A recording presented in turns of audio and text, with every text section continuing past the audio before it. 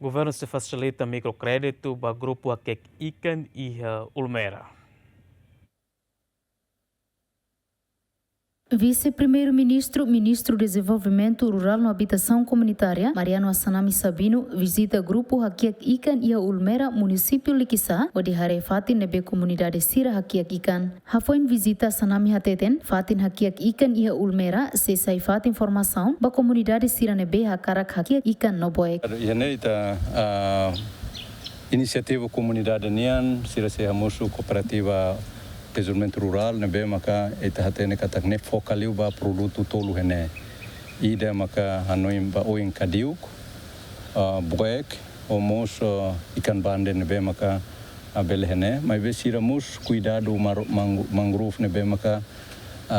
sira kudaona i sira sei ba oin musi nafatin cuidado mangrove ne para bela be tasiben nebe sa mai la bot liu na to para ida nebe sira precisa tambah mangrove tahanela ia kraik ne inisiativa comunidade dane importante tebes sira hutu hanuin oinsa maka bele utiliza máximo o fatin sira santa sibu nansane ita identifica ona fatin lubu kida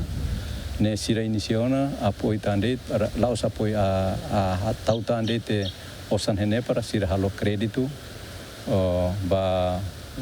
grupo toluhat ne bekene. Representante grupo Hakiak Ikan Hateten, durante ne sira usa o sanrasi kode construir fatin Hakiak Ikan ne, tambah ne sira agradece ba governo, ne be se construir fatin ne. Fatin uang idane, ami desenvolve,